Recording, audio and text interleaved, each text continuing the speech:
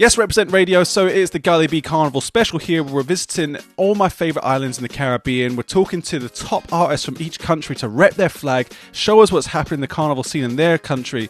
And we have to visit one of the most special islands to me, because I was there in November and December last year. Of course, we're flying out to Antigua right now to link up with a man via Zoom. Ricardo Drue, how are you doing? I'm good, man. I'm blessed. I'm highly favoured. How are you, man?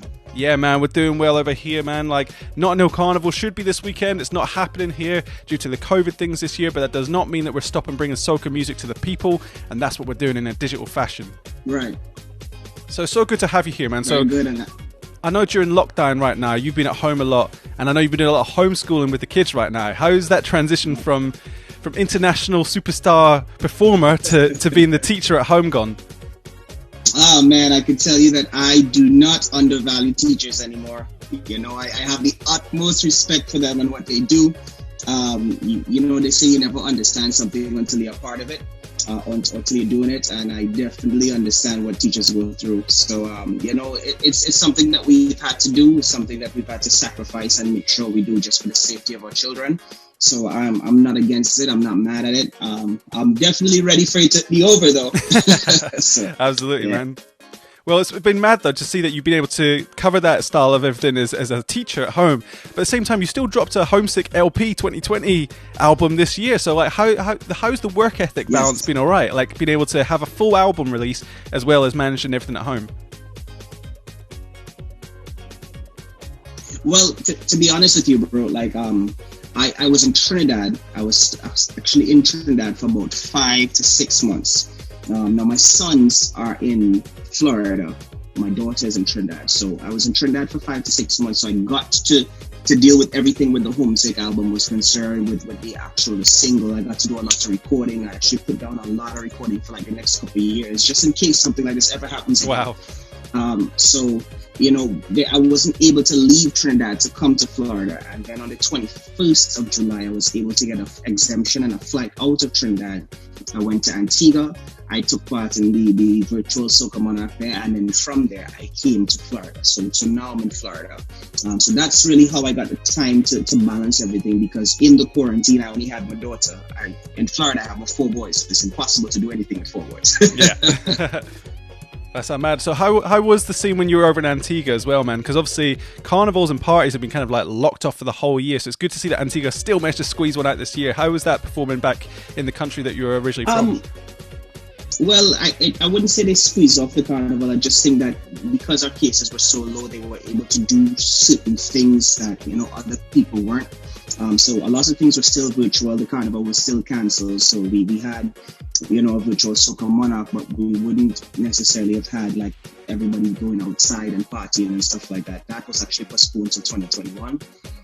So Antigua's good. You know, everybody's being cautious. You know, you have to wear your mask. You know, they're actually still on a state of emergency where the country locks down at, I believe, 11 o'clock at night. So after 11, you're supposed to be inside. So, yeah.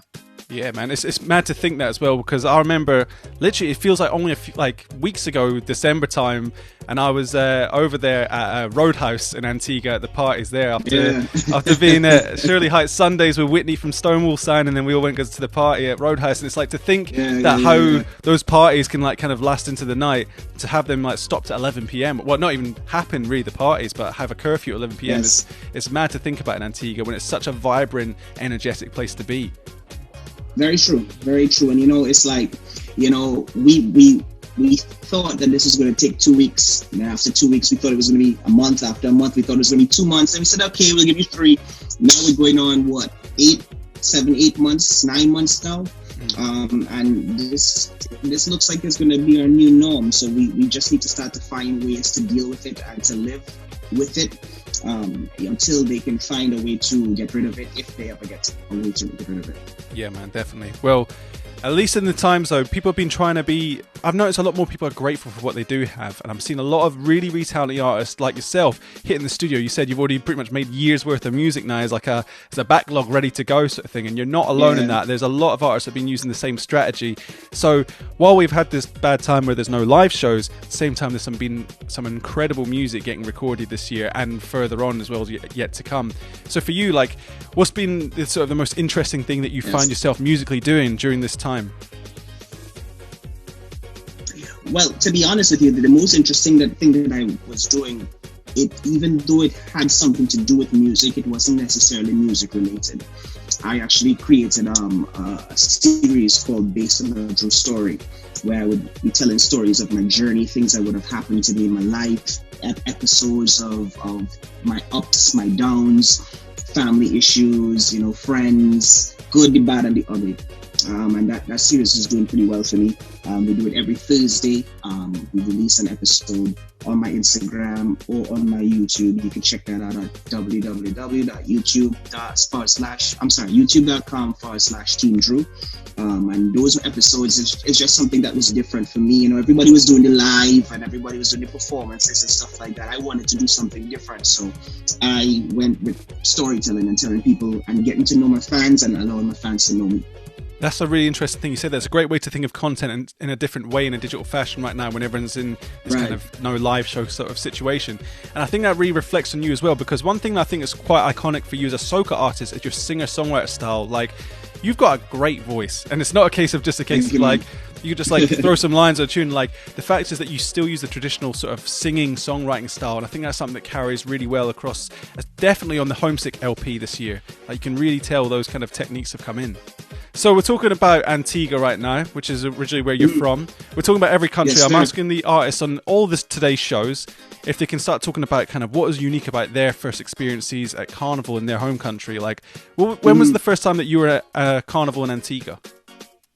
Well, this is really crazy, right? But the first time I was actually in a Carnival in Antigua would have been 2010. That would have been my first time in Antigua's Carnival. Now, funny enough, if you really want to get technical, I was born on the 31st of July.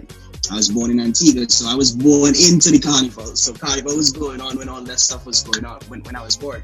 But for me to personally experience would have been 2010. And what's unique to it is our people, man. We are not the people to stand on the side and pick out our phones and record. No, we are the people that we want to enjoy ourselves. We want to jam. We want to lift you up. We want to run. We want to drink. We want to enjoy that moment. And we want to enjoy that moment because we are a close-knit people. The next person knows the next person. And if they don't, they know somebody that knows that person. So it becomes like a big family. And we just like to enjoy it. Of course, our people are friendly. You come with us. We go out to a party. If you want to still party and I'm tired, I'll go in my car and sleep and wait till you finish partying and then we go home. That's just how we live. That was definitely my experience when I was in Antigua, man. The parties there, like, a lot of time we had drivers with us and things like that had taken us from the resort that we'd met, and literally he would just be like, yo man, he's like, I'm gonna be chilling here for a bit, and then literally halfway through the night he'd just turn up in the party, be like, I've had a nap, we're good, back in the party, man. And in the end we became good friends with a lot of the guys that we're rolling with out there, and I find that was the case everywhere in Antigua. Like, anywhere we went, like, there was always a great wicked vibe. Everyone was full of energy, ready for it, and if everyone wanted to chill, they chilled in the daytime and then they're straight back out again. Yeah, we deal with natural energies, man. If we feel that energy, we're going to give you that good energy. Of course, the thing about our people though is if we don't feel your energy, you're going to get braced, and you're going to get it in such an obvious way. We're going to let you know we're not feeling that energy right now. I definitely find that as well. When I was talking to some of the DJs over there, I was debating maybe even jumping in a sound clash or two, and he's like, just don't even do it. Just don't do it yet, man. He's just like, don't even do it to yourself. He's just like, you're here on vacation, you just relax. He's like, don't be entering any clashes while we're here. And I was like, I don't know, got Poison Dart over there, Stonewalls over there. I was like, do I roll with the big boy? But it's a madness over there, man. The parties are wicked parties, and it's one of my favourite countries in the entire world, hands down. So I want to talk about kind of what's unique on the music style. I think definitely you're probably the most iconic artist out of Antigua. So I wanted to go into some of the music that represents the country as well, man. What would be your first pick if we wanted to represent Antigua in a carnival fashion? Well, you know, much respect to you for even acknowledging me as an iconic figure. I appreciate that. But when we talk about iconic figures in Antigua, we talk about Burning Flames, we talk about King Swallow, we talk about Short Shirt. These individuals are definitely icons. That have paved the way for artists like myself, and artists like Claudette, and artists like Tia Winter to actually be able to do anything to even say, well, you know, for a person to even say, yeah, I know where Antigua is from, where Soca is concerned, because, you know, they would have said that. You know, and what's different for us is just our rhythm, man. Our rhythm has that bounce, you know, it has that drive, it has that energy. We call it the jumbie. As soon as it starts to play, you have to move. Yeah. And you know, that kind of rhythm would have been established, of course, from the Flames era. So, and then for me, what I have unique to my style is that I like to what we do, we call it gang vocals, we call it chant music that you could sing along to. So that's why you would hear songs like Vagabond, you know, where you see like a crowd of drunk people, or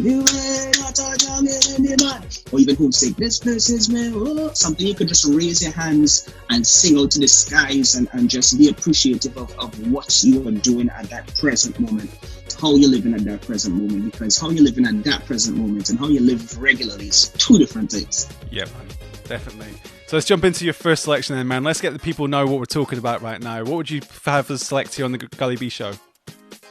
Well, people on the Gully B show here right now, my first selection is actually the newest single that we've been releasing, doing very well across the world. This is called Homesick.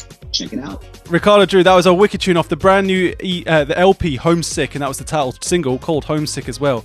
And absolutely loving that tune. And I love that you're talking about that kind of like hands in the air, crowd chanting. Everyone can sing along to that one. And so when was that one written for you? Like, how did you come about on your writing style to create that song? Well, funny enough, right, the song was written in 2016. So we had the song sitting down in 2016, waiting for the right time. In 2016, we tried, it didn't work. In 2017, we tried, it didn't work. In 2018, 19, we tried, it didn't work. And then boom, this came and happened to the world. And my management, at that point in time, they were like, you know, now would be a perfect time to release Homesick. So I went back in the studio. I tweaked some of the lyrics just a little bit to what was going on, but I didn't want it to be too much about what was going on, because this, at some point in time, people are going to be over this. So I said, you know what, let me just tweak it just a oomph. And we recorded with NMG, big up Nikolai Green, and we then put it out, and the rest has been history, man. Well, it's been a great one. I know right now, if we were in the streets at Notting Hill Carnival this weekend, that would definitely be one we're hearing. But right now, we've just got to suffice to have it here on the Gully B show instead for everyone's ears to listen to that one. So let's get into your second pick then, man. We want to represent Antigua in the finest. I already know what you're going to pick on this one. I already know what the tune's going to be. Let's have you introduce this one, man, because this is an anthem. Yeah, well, I would, of course, this song actually established my international career. This established me as a name that people would know around the world. So this is my first pick, my first international hit, Vagabond. Now, you may have seen that one. That was came re-released, I think, on Mad Decent label, right? Am I right in saying that? So that's Diplo's label. So Diplo from Major Lazer, as everyone knows, is the huge producer. That was re-released on his label as well. So that just goes to show that how far this tune spread. And I know there was a whole heap of remixes that went with it as well, man. I remember, like, when I first heard that tune, I was still kind of DJing in like sort of like the electronic side of things as well. So I had my foot in soca music, but at the same time I had my foot in the electronic world, and both were just coming at us with that tune. That was the song that everyone needed to hear, man, back in 2017. Yeah, it was crazy. It was crazy, and you know, it opened a lot of doors to me, man. You know, even when the song was on its way down, because, you know, of course, every song has a shelf life where it just stays at the top, and then it starts to come down when you have to start finding something else. But even on its way down, Mad Decent picked it up. DJ Khaled put it in his video. So there was a lot of great things that happened to me with that record, and, you know, I don't like to toot my horn, but I can finally say that, you know, I finally have a classic record, something that will go down in history as one of those songs that made a difference, that changed, you know, the direction of soca a little bit. So I'm glad to be a part of that. Definitely, man. And it's one that we still hear now. I remember on the truck last year at Notting Hill Carnival, still hearing that song. People were playing that one even at the after parties. It's one of those timeless soca hits now, man, and it's definitely segmented itself in history with that. So, before we wrap up, man, what's happening next for Ricardo Drue? Because we've had the Homesick LP that's dropped this year, but I know you, man, you've got a hard work ethic. You don't stop, do you? Yeah. Well, I can tell you, man, we actually are about a month away.